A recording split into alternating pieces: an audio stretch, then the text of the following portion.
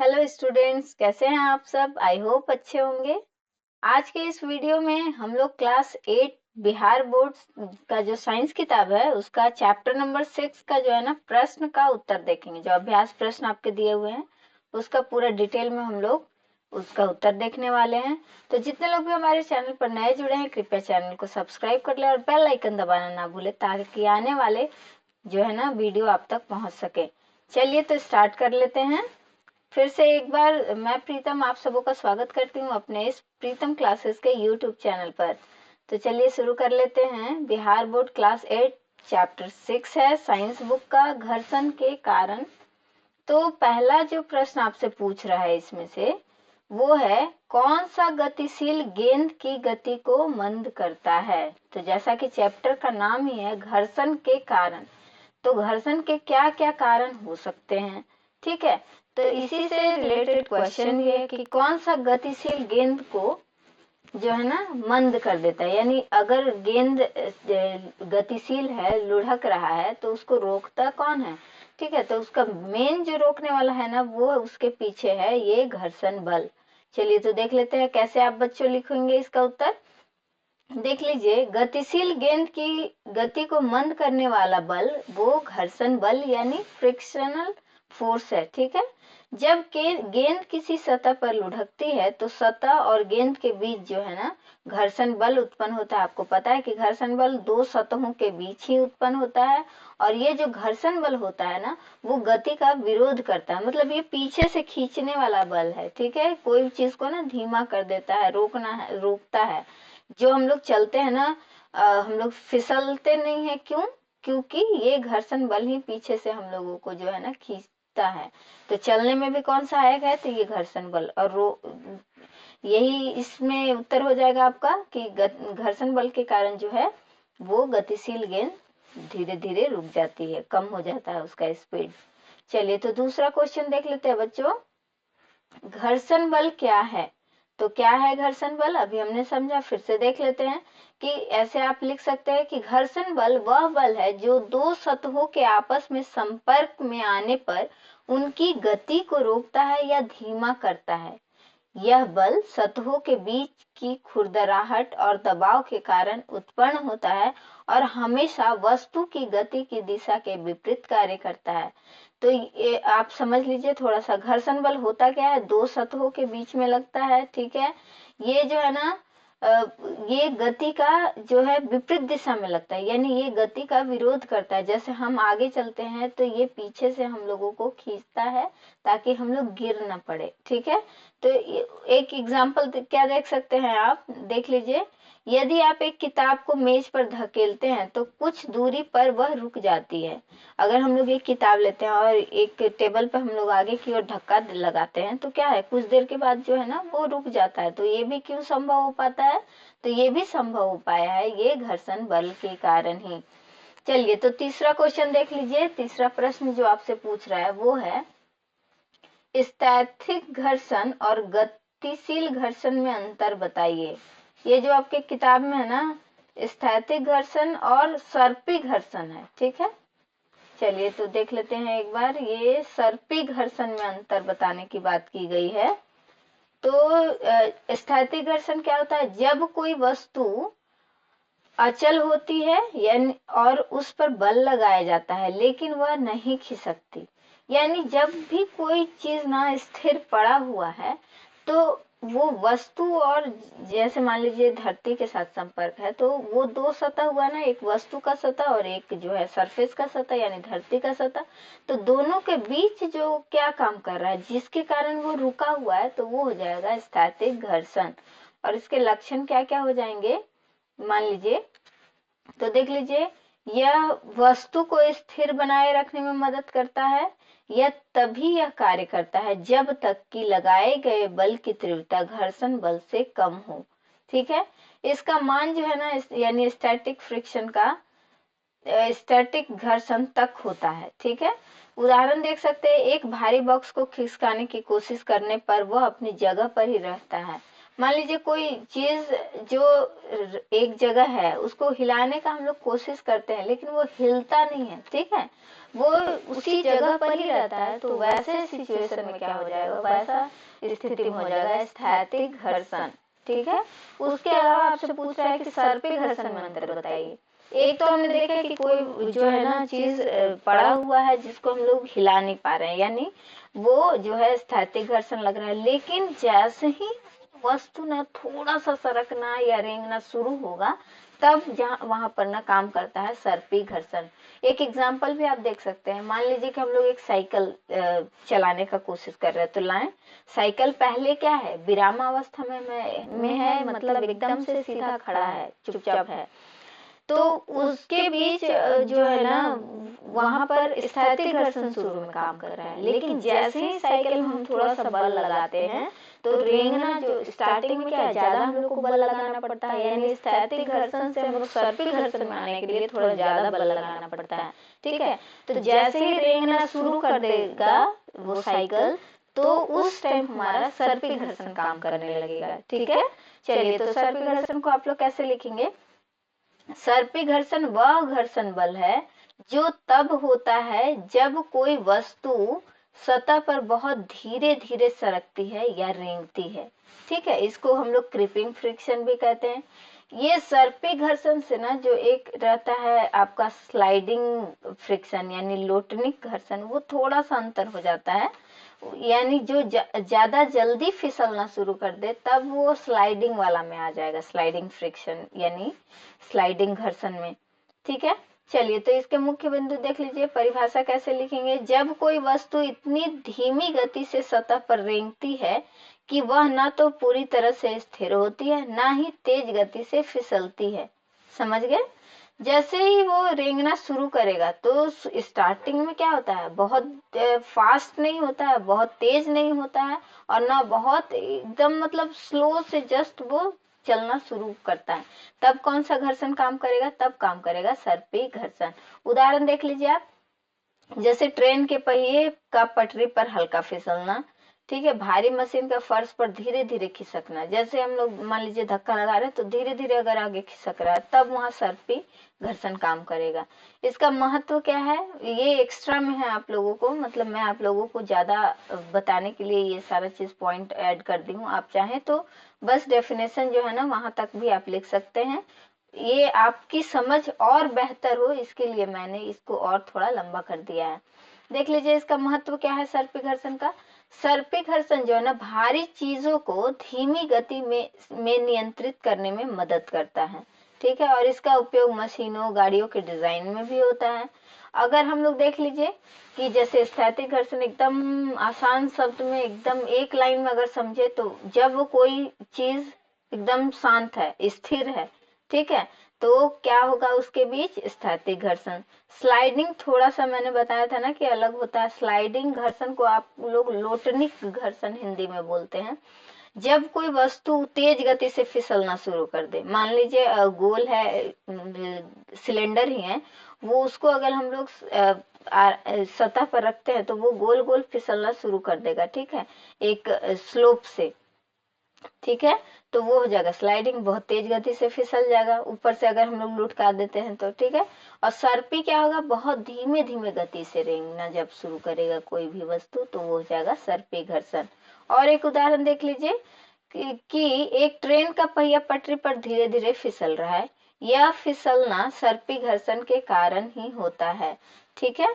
चलिए, तो I hope आप लोग बहुत अच्छे से समझ गए होंगे सर्पी घर्षण और स्थैतिक घर्षण के बीच अंतर। चौथा क्वेश्चन देख लेते हैं, घर्षण बल की दिशा क्या होती है। घर्षण बल का बोल रहा है कि दिशा जो है ना वो क्या होती है, तो आपको पता है कि घर्षण बल की दिशा हमेशा और हमेशा कोई वस्तु आगे जा रहा है तो उसके विपरीत दिशा में पीछे की ओर लगता है, ठीक है। तो देख लीजिए आप कैसे लिखेंगे कि घर्षण बल हमेशा वस्तु की गति या गति की प्रवृत्ति के विपरीत दिशा में होता है, यानी अपोजिट डायरेक्शन होता है इसका, ठीक है। इसका काम वस्तु की गति को रोकना या धीमा करना होता है। कोई भी, जैसे हम लोग ही चल रहे हैं तो हम लोगों को गिरने से कौन रोकता है, तो ये जो है ना घर्षण बल ही काम करता है, जो हमें पीछे की ओर जो है ना खींचता है, यानी ये हमेशा कहाँ लगती है, किस दिशा में, तो ये इसका उत्तर हो जाएगा विपरीत दिशा में लगती है। जैसे एक उदाहरण भी देख लीजिए, ये जितना भी उदाहरण लिया है आपकी समझ को और बेहतर बनाने के लिए, आप चाहें तो इसको लिख भी सकते हैं अपने कॉपी में, और नहीं तो स्किप भी कर सकते हैं, छोड़ भी सकते हैं इतना लिखकर। चलिए तो आगे देख लेते हैं उदाहरण। अगर एक खिलौना कार, जो खिलौना कार है ना, कार है जो कि एक खिलौना है, अगर दाएं तरफ खिसक रही है तो घर्षण बल जो है ना बाएं तरफ कार्य करेगा, उल्टा दिशा में काम करेगा, ठीक है। और मान लीजिए जब एक किताब को हम लोग टेबल पर रखकर आगे की ओर धक्का देते हैं तो किधर घर्षण बल काम करेगा, पीछे की तरफ, ठीक है। तो हमेशा और हमेशा घर्षण बल किधर काम करता है, तो ये हमेशा अपोजिट डायरेक्शन में यानी उल्टी दिशा में काम करता है। चलिए तो 5वां नंबर क्वेश्चन देख लेते हैं। जब गेंद को समान वेग से फेंकेंगे तो गेंद क्यों, पहला क्वेश्चन पूछ रहा है कि जब गेंद को समान वेग से फेंकेंगे तो गेंद क्यों, पहला पक्की समतल सतह पर लंबी दूरी तय करती है। तो आइए इसका आंसर देख लेते हैं हम लोग, एक एक करके हम लोग इसका आंसर देखते जाएंगे। एक स्टेटमेंट दे दी है आपको, एक जो है ना एक वाक्य लिखा हुआ और उसमें 3 क्वेश्चन है, ठीक है। तो पहला पूछ रहा है पक्की समतल सतह पर लंबी दूरी तय करती है, ठीक है। तो पक्की सतह पर जब गेंद को फेंकेंगे ना तो समतल सतह है, यानी जो घर्षण बल होगा ना उसके बीच कम होगा, ठीक है। तो गेंद क्या है, बहुत दूर तक जाएगा। चलिए तो देख लेते हैं आप कैसे लिखेंगे।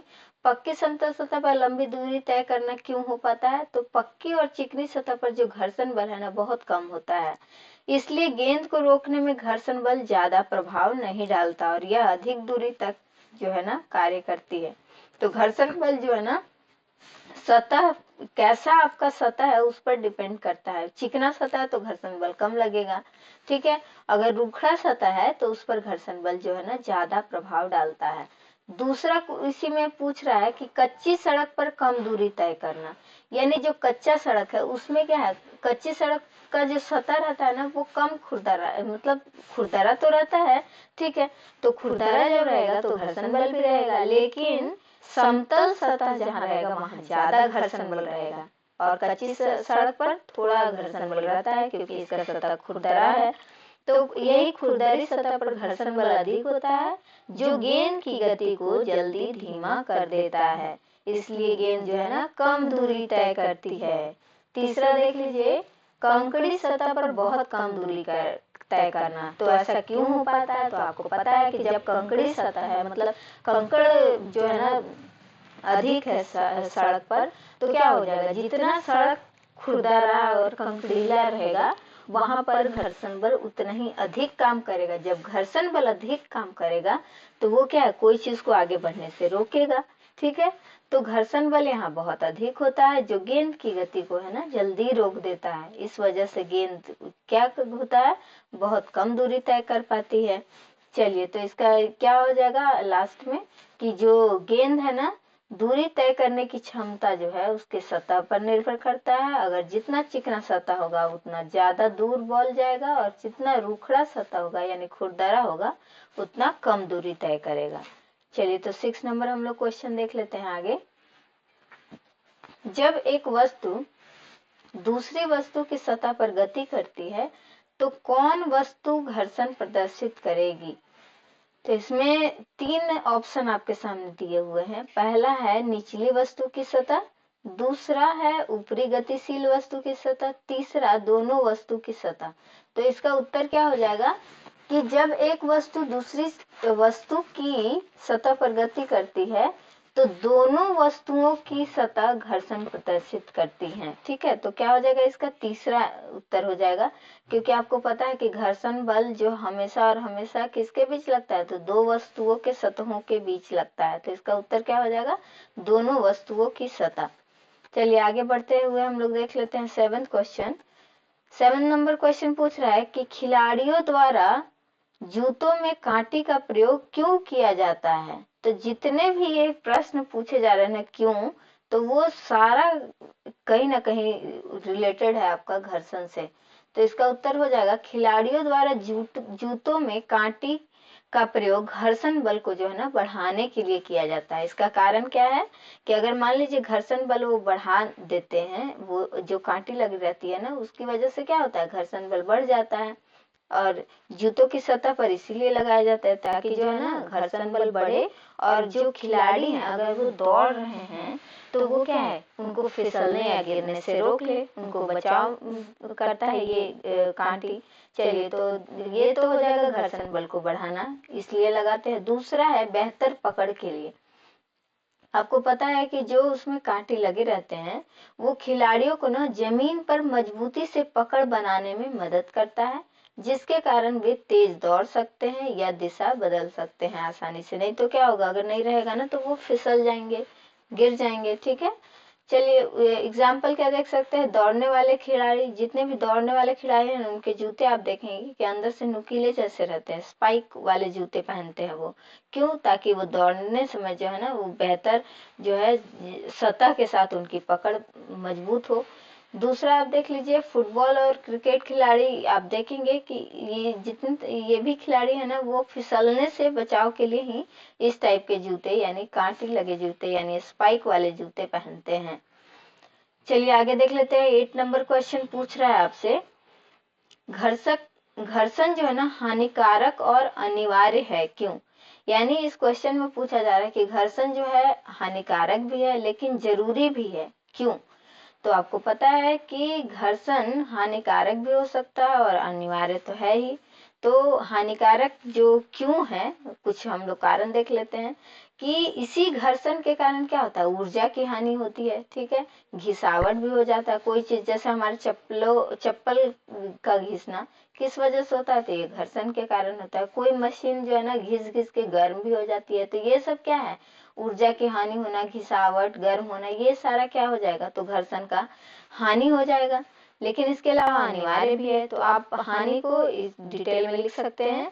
जैसे मान लीजिए घर्षण के कारण वाहन और मशीनों में ऊर्जा का नुकसान होता है, जैसे ब्रेक लगने पर अधिक ऊर्जा खपत होती है। ठीक है, जैसे ब्रेक लगाते हैं तो ऊर्जा की खपत अधिक होती है। घिसावट देख लीजिए, घर्षण के कारण वस्तुओं और मशीनों की सतह घिस जाती है, जिससे उनकी उम्र जो है ना कम हो जाती है, यानी कोई चीज ना घिस कर टूट फूट जाता है। तीसरा गर्म वाला में क्या लिख सकते हैं आप कि गर्मी उत्पन्न होता है घर्षण के कारण ही, और इसी के कारण क्या है, कभी कभी मशीन जो है ना मशीनों को नुकसान पहुंचता है। लेकिन इतना चीज होने के बाद भी घर्षण जो है ना हानिकारक होने के बाद भी है ना ये बहुत ही इम्पोर्टेंट है यानी अनिवार्य है। तो कैसे, तो देख लीजिए चलने दौड़ने में सहायता करता है, अगर ये घर्षण बल नहीं होता तो हम लोग फिसल जाते हैं। ठीक है, जितने भी वाहन चलाते हैं, वाहन चलाने में भी इसका जो है ना घर्षण बल मदद करता है। इसके बिना जो है घर्षण बल अगर नहीं होता तो हम गाड़ी को रोक नहीं पाते, नियंत्रित नहीं हो सकता। दूसरा देख लीजिए सामान पकड़ने में, घर्षण की मदद से ही हम किसी सामान को ना पकड़ सकते हैं, खींच सकते हैं। इसलिए हम लोग कह सकते हैं कि घर्षण जो है ना हानिकारक है लेकिन बहुत जरूरी है। ठीक है, तो लास्ट में आप लिख सकते हैं घर्षण आवश्यक है क्योंकि यह हमें चलने दौड़ने वाहन चलाने में मदद करता है। हालांकि जब यह बहुत अधिक होता है तो यह हानिकारक हो सकता है। ठीक है, जैसे ऊर्जा की हानि हुआ, घिसावट हुआ, किसी चीज का टूटना हुआ घिसकर। चलिए, तो इतना आप लिख सकते हैं उस क्वेश्चन में। अब 9 नंबर क्वेश्चन देख लेते हैं, ये बहुत ही इम्पोर्टेंट क्वेश्चन है, आइए देख लेते हैं। क्वेश्चन पूछ रहा है आपसे, धारा रेखीय आकृति से क्या समझते हैं? हवाई जहाज की आकृति या नाव जहाज को विशेष आकृति क्यों प्रदान की जाती है? यानी इसमें दो क्वेश्चन है, एक तो धारा रेखीय आकृति से क्या समझते हैं, और जितने भी हवाई जहाज और नाव बने होते हैं वो धारा रेखीय आकृति के ही क्यों बने होते हैं। तो पहला आप जो धारा रेखीय क्या होता है आप लिख सकते हैं, देख लीजिए। धारा रेखीय आकृति वह आकृति होती है जो हवा या पानी जैसे तरल या गैसीय माध्यम में गति करने वाली वस्तु के लिए डिजाइन की जाती है ताकि वह आसानी से और कम प्रतिरोध के साथ जो है ना प्रवाहित हो सके। इसका उद्देश्य क्या है, तो उद्देश्य हवा या पानी के प्रवाह को आसानी से वस्तु के चारों ओर से गुजरने देना। जैसे आपने देखा होगा ना, मछली की आकृति या फिर नाव का आकृति एक विशेष आकृति होता है। तो जिस जो आकृति आप देख रहे हैं ना, वो उस आकृति को हम लोग बोलते हैं धारा रेखीय आकृति। ये इसलिए बना होता है ताकि अगर पानी में जैसे नाव को चलना है तो वो जो है ना घर्षण कम कर सके और आसानी से नाव आगे बढ़ सके। तो देख लीजिए, दूसरा पार्ट में पूछा था आपका क्वेश्चन कि हवाई जहाज और नाव की आकृति कैसी होती है। तो ये होता है, आपको पता है, धारा रेखीय। ठीक है, हवाई जहाज की आकृति धारा रेखीय होती है, जिसमें जो है ना नाक और पूंछ एक दूसरे से मिलती है ताकि हवा के प्रवाह में कोई अवरोध ना हो सके। इससे हवाई जहाज का वायु प्रतिरोध कम होता है। ये एक्स्ट्रा में दिया हुआ है हमने, चाहे तो आप देख सकते हैं। और देख लीजिए, ये दूसरा जो है ना विशेष रूप से पूछा गया है कि इसकी आकृति जो है, नाव जहाज को विशेष आकृति क्यों दी जाती है। तो आपको पता है कि ये जो धारा रेखीय आकृति है, पहला काम तो ये करता है कि ये कम प्रतिरोध के लिए, यानी जो रुकावट है ना, प्रतिरोध मतलब क्या होता है, रुकावट। इस ऐसा आकृति हम लोग देते हैं ना, तो ये हवा में, पानी में आसानी से आगे बढ़ सकता है। ठीक है, और प्रतिरोध का मतलब ये होता है कि ये कम रुकावट पैदा करता है और आगे बढ़ सकता है। यानी देख लीजिए, धारा रेखीय आकृति से पानी का जो ना प्रतिरोध कम हो जाता है, जिससे नाव या जहाज तेजी से, आसानी से आगे की ओर चलता है। और देख लीजिए, अगर आकृति गोल या कुछ और सपाट होता तो प्रतिरोध ज्यादा होता। आपको पता है कि आगे से अगर हम लोग फ्लैट कर दें, आकृति चपटा कर दें या फिर गोला ही बना दे, तो क्या होगा, पूरे एरिया में ना प्रतिरोध जो है ना अधिक लगता है, रोकने का क्षमता और ज्यादा हो जाता है और वो आगे बढ़ नहीं पाता। ठीक है, तो इसीलिए आगे से नुकीला बनाते हैं ताकि वो आसानी से आगे बढ़ सके। दूसरा में क्या दे सकते हैं, क्यों ऐसा बनाया जाता है, ताकि ईंधन की बचत हो। यानी कम प्रतिरोध का मतलब है कि कम ऊर्जा की जरूरत होती है, इसलिए विशेष आकृति से ईंधन की खपत कम होती है और जहाज को अधिक दूरी तय करने में मदद मिलती है। तीसरा में लिख सकते हैं आप कि ये सुरक्षा भी इससे प्रदान होता है। जैसे धारा रेखीय आकृति से नाव या जहाज पानी में स्थिर रहता है और इससे संतुलन बना रहता है, जिससे पानी की लहरों और तूफानों का असर कम होता है। चलिए, तो इतना आप लिख सकते हैं इस क्वेश्चन में।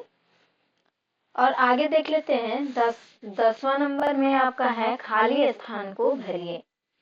तो पहला क्वेश्चन है, घर्षण वह बल है जो गति का करता है। तो क्या करता है, विरोध करता है। ठीक है, तो विरोध हो जाएगा यहाँ पर। दूसरा देख लीजिए, चिकनी सतह की अपेक्षा रूखी सतह डैश घर्षण उत्पन्न करती है। तो अधिक घर्षण उत्पन्न करती है। तीसरा, कैरम बोर्ड पर पाउडर के प्रयोग से घर्षण बल को क्या किया जा सकता है, तो कम हो जाता है। क्या हो जाएगा, यहाँ कम हो जाएगा। चौथा नंबर पूछ रहा है, तरल घर्षण को कहते हैं, क्या कहते हैं, तो कर्षण भी हम लोग बोलते हैं। ठीक है, चलिए, तो 5वां नंबर है, हवाई जहाज की आकृति डैश होती है जिससे हवा के कारण घर्षण कम हो जाता है। तो अब हमने अभी जस्ट पढ़ा, तो कौन सी आकृति होती है, यानी उस आकृति को बोलते हैं धारा रेखीय आकृति होती है। चलिए, ये आखिरी क्वेश्चन है, लास्ट क्वेश्चन है, 11 नंबर प्रश्न। नीचे दिए गए कथन सत्य हैं या असत्य। हम लोगों को 4 क्वेश्चन दिए हुए हैं, इसके सत्य और असत्य कथन लोगों को देखना है कि कौन सा सत्य है, कौन सा असत्य है। तो पहला क्वेश्चन आपसे इसमें बोल रहा है, जब किसी गेंद को किक करते हैं तो सदा के लिए लुढ़कती रहती है। तो ऐसा तो नहीं है, ये कथन असत्य हो जाएगा। अगर कोई गेंद को हम लोग धक्का देते हैं तो वो हमेशा के लिए तो नहीं लुढ़कते रहता, वो रुक जाता है। रुकता है क्यों, घर्षण बल के कारण ही। तो ये कथन आपका असत्य हो जाएगा। दूसरा देख लीजिए, घर्षण के कारण ऊष्मा उत्पन्न होती है। तो ये सही हो जाएगा। आपको पता है कि घर्षण की वजह से जो है क्या, गर्मी यानी ऊष्मा उत्पन्न होती है। ठीक है, तो ये कथन सत्य हो जाएंगे। तीसरा नंबर क्वेश्चन पूछ रहा है, वस्तु के भार पर घर्षण का मान निर्भर करता है। तो सही बात है, ये कथन सत्य हो जाएगा। जितना वस्तु भारी होगा उसको आगे हिलाने के लिए उतना ज्यादा हम लोग को बल चाहिए, यानी पीछे से जो खींचने वाला घर्षण बल है उसका उस वस्तु के मान पर निर्भर करता है। चौथा है, जो स्नेहक के प्रयोग से घर्षण का मान घट जाता है। तो सही बात है, ये स्नेहक का जब हम लोग प्रयोग करते हैं तो ये जो घर्षण है ना, वो उसका मान घट जाता है। और ये आसानी से कोई चीज जो है ना मूव करने लगता है, चलने लगता है या घूमने लगता है। ठीक है, तो ये कथन सत्य हो जाएंगे। कैसा लगा हमारा वीडियो मुझे नीचे जरूर कमेंट कीजिएगा। तब तक के लिए स्वस्थ रहें और मस्त रहें और मिलते हैं अगले वीडियो में। Thanks for watching. Bye bye.